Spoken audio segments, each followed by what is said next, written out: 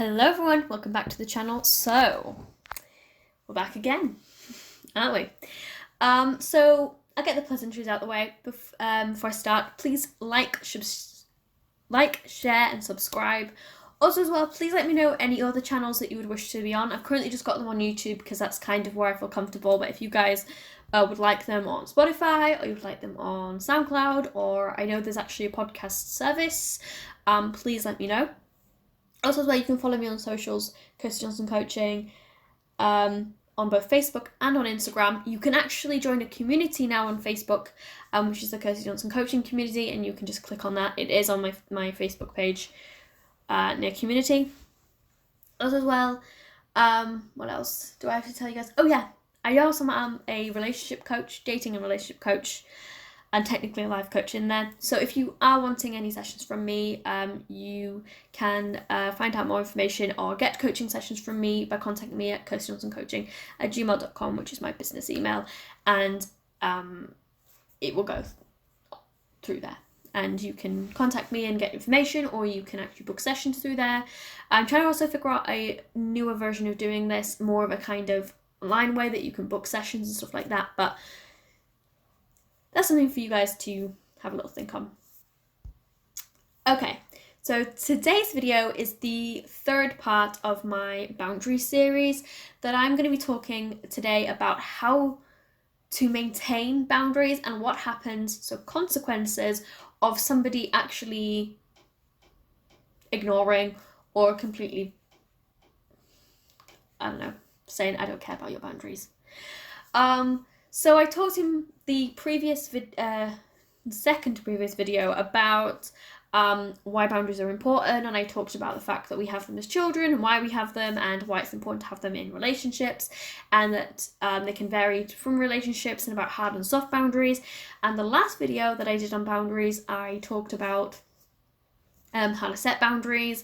It's quite a quick video and was, quite you set boundaries and how to set them.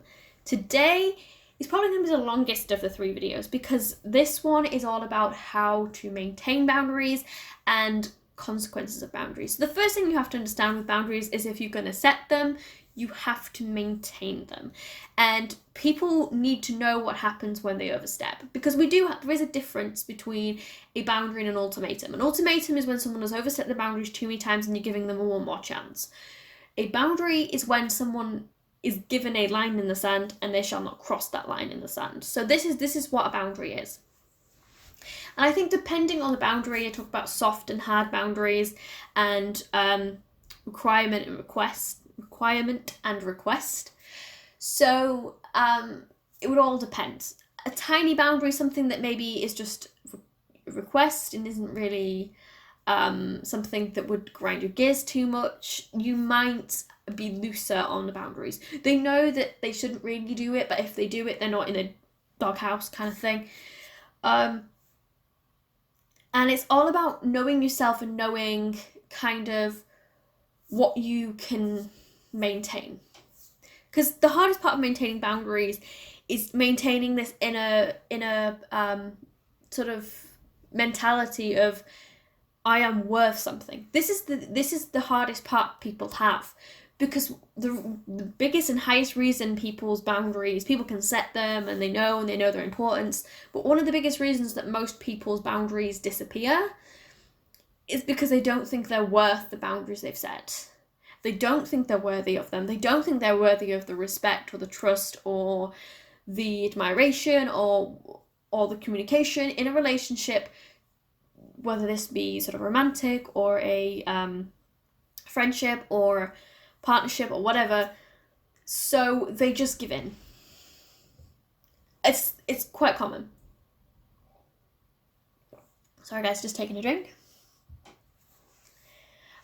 So the first thing you have to do in maintaining these boundaries is understand that you are worthy of these boundaries. You're worthy of these boundaries. You're responsible for these boundaries as well. You're responsible for your feelings, your emotion, and if these boundaries are pushed, you need to have the respect for yourself and the person who's pushing the boundary to know that that's not correct, that's not appropriate, and there is a consequence. Consequences should match it. No one's suggesting they go around your boundaries and you need to start a fight or whatever. Try with boundary setting and stuff like that, it's all about adulting. Children are given boundaries. Adults make the boundaries. So when you push against a boundary, you're a child pushing against the adult. When you're the one setting the boundary, it is a child pushing against the adult. Not necessarily, but in the sense of someone who's going to push something has this childlike nature to them, because it's children that push the boundaries. Adults know their place. Very strange, but that's how it works. So in these situations, you have to let the consequence match the boundary. And if it's something that's a requirement or a hard boundary or something that you find morally incorrect and you disagree with and you won't do, say they cheat on you, for example, that's one of mine, so I'll do it for me, it's an instant stop of the relationship. To me, it's, I can't trust you anymore, you haven't respected me, and this suggests there's no communication in this. Because cheating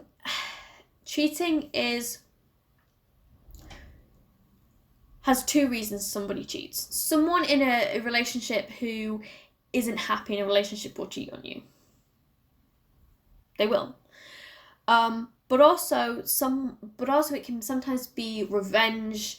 A lot of people do it sometimes when their partner maybe is more admired than them, and it's sort of, I guess, I can still do it the same as you can kind of stance. Childish. This is why.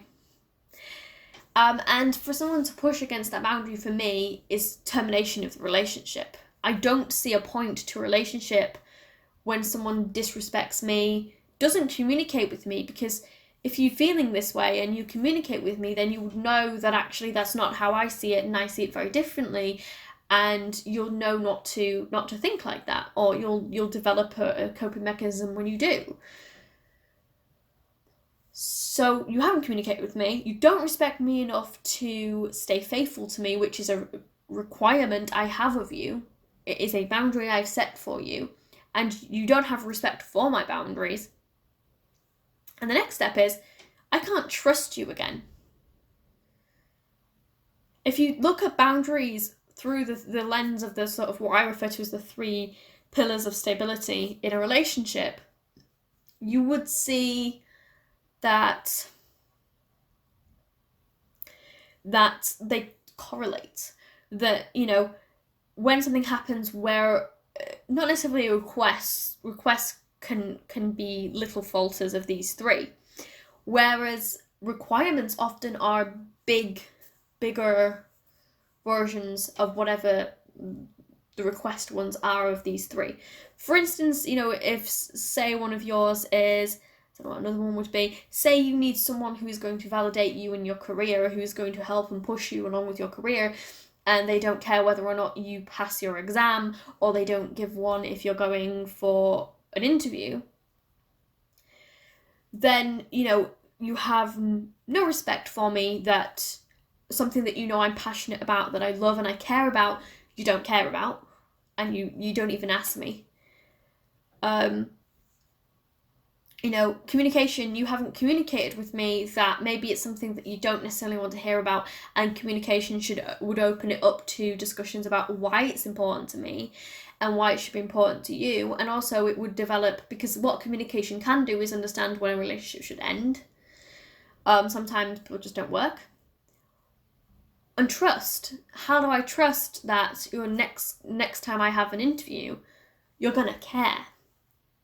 How can I trust you? So it works on that basis. So consequences can be anything you want. For me, with requirements, with anything that to me is a requirement, it is the termination of a relationship or a reevaluation of a relationship. So it's either complete breakup or a break. And that's how I work with these requirements and requests that I have in my life.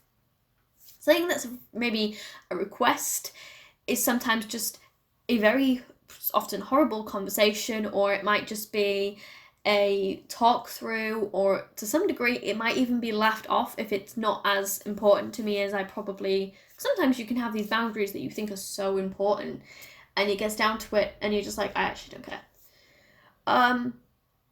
But yeah, so yeah, before I waffle on and completely go into stuff, I'm going to summarize what I've talked about. So go through. So